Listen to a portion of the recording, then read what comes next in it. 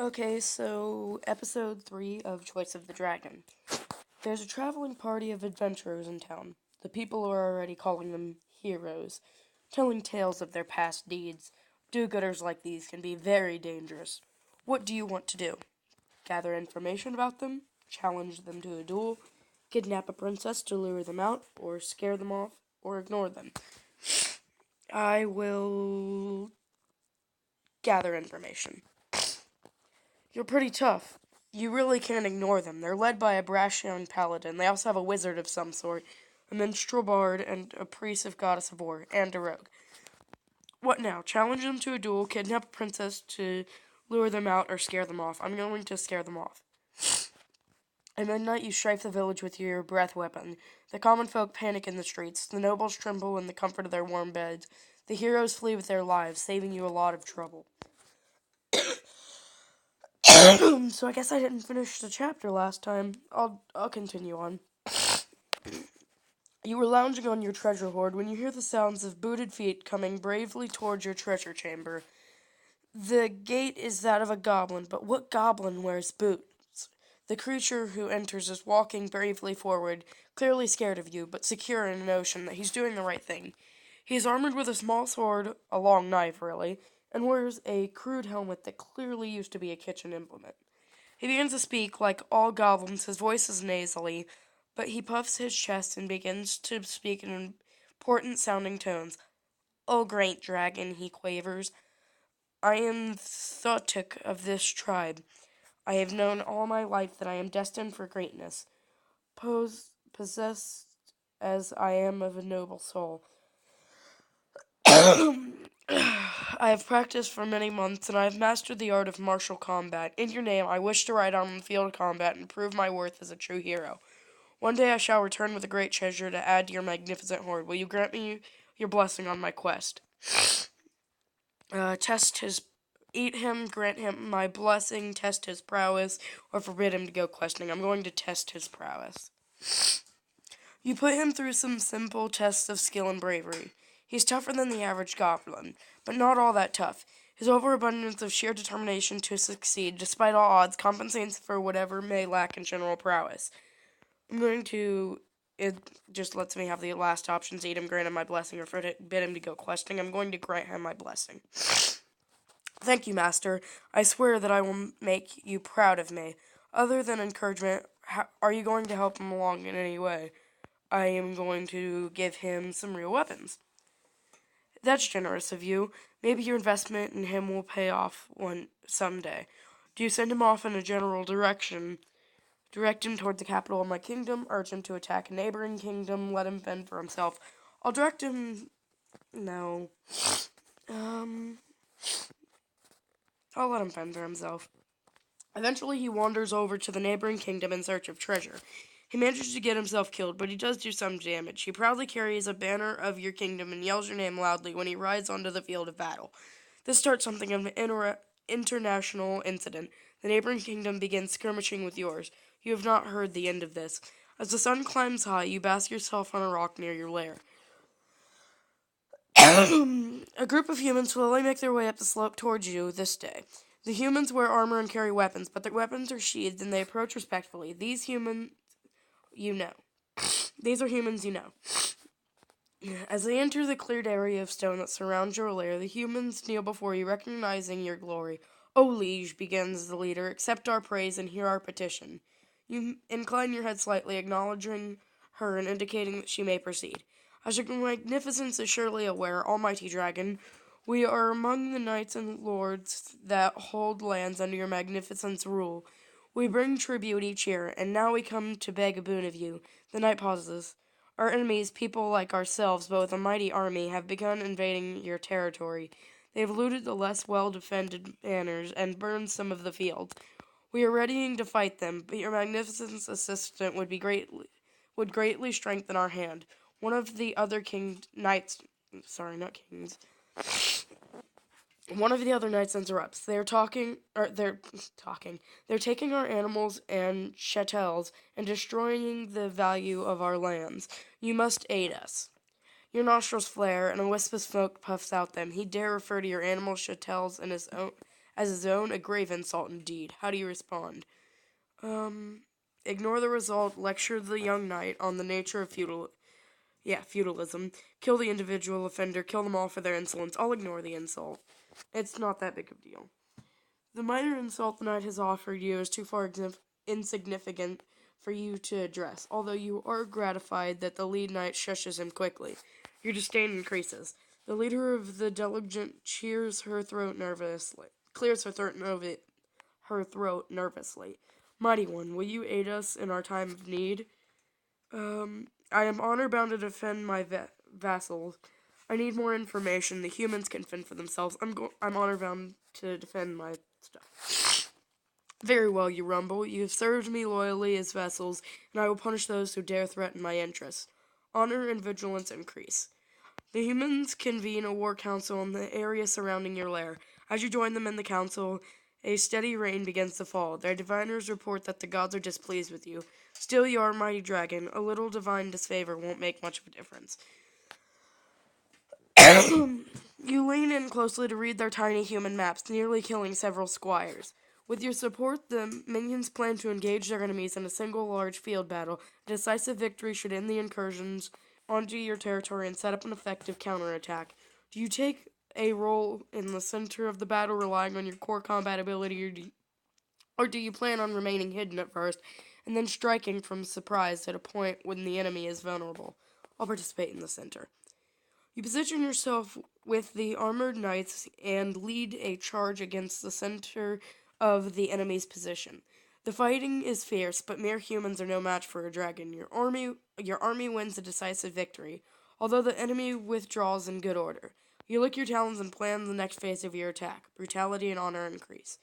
You fly towards the enemy's territory. Will you make them pay for this war with a punitive raid of your own?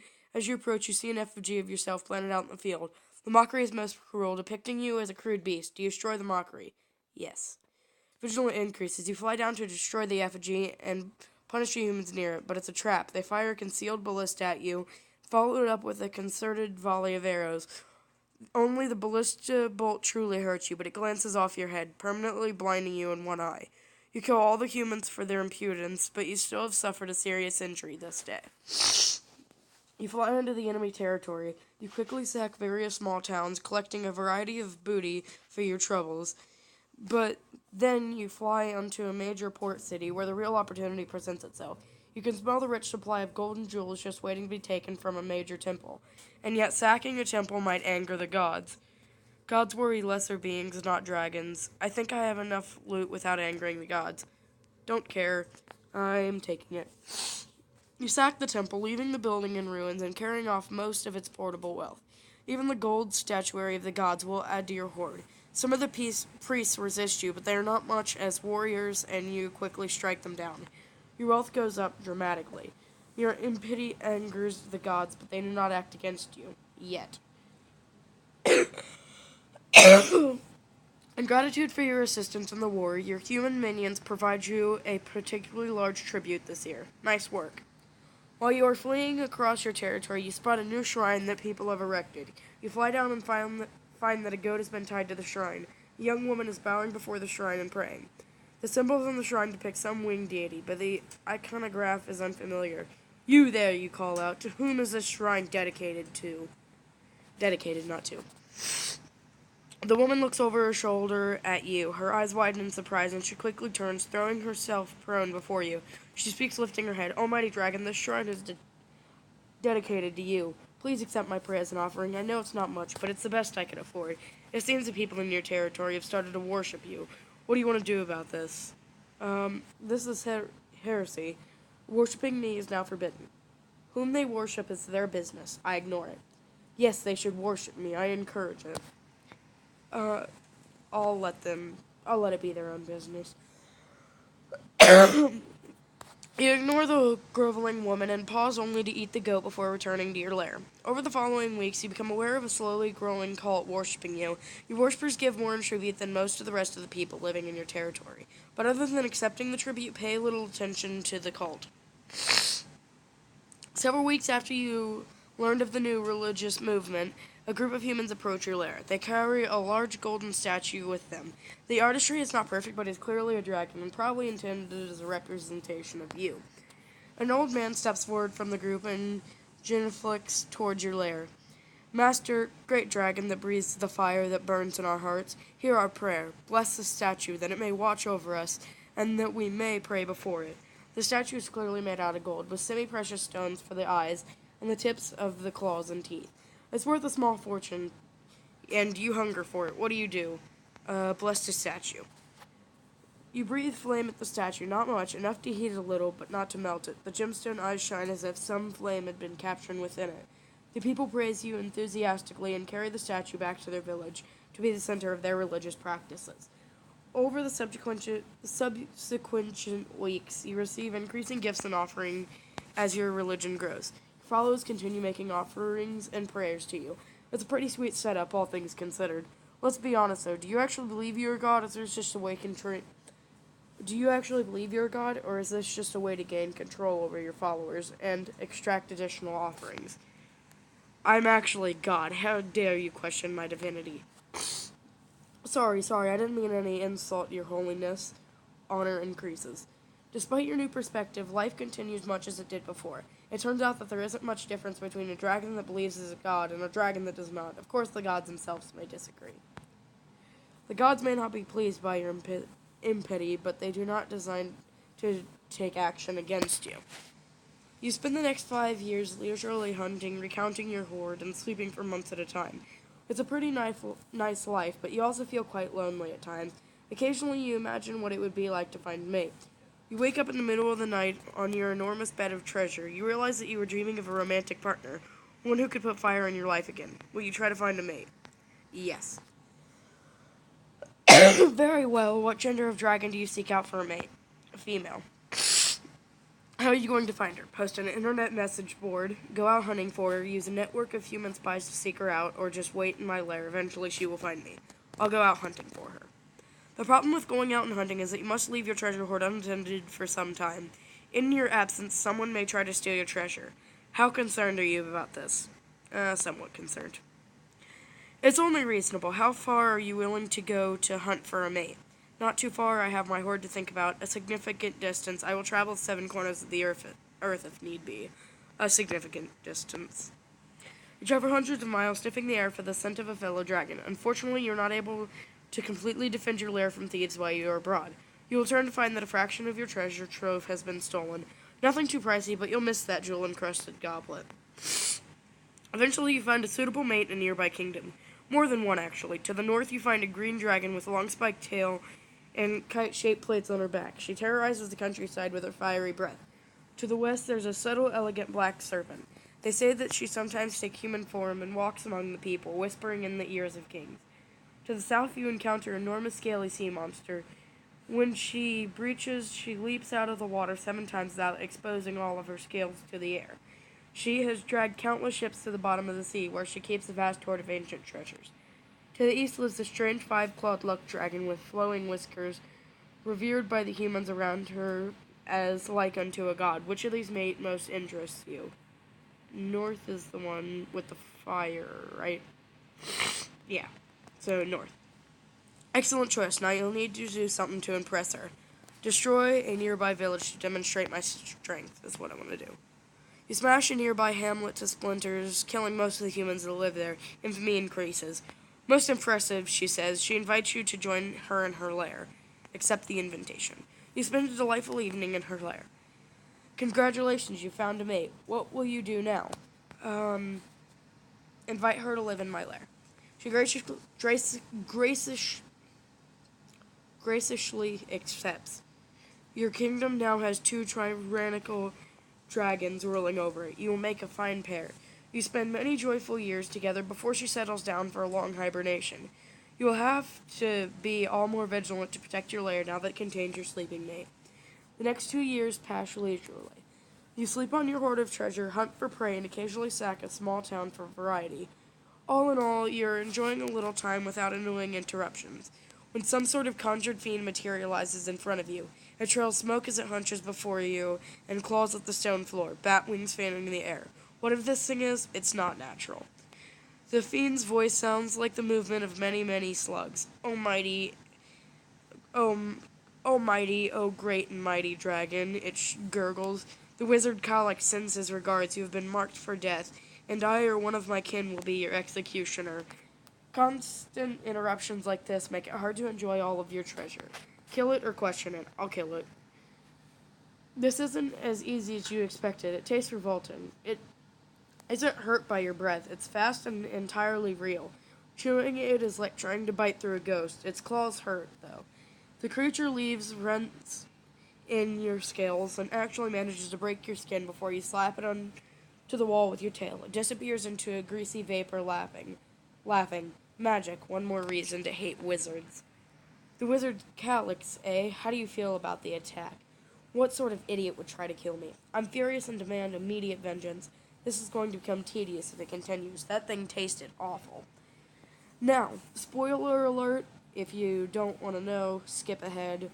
But Calyx actually didn't send it. It was a wizard trying to kill him. And so you can team up with him to kill her, which is what I'm going to do later on.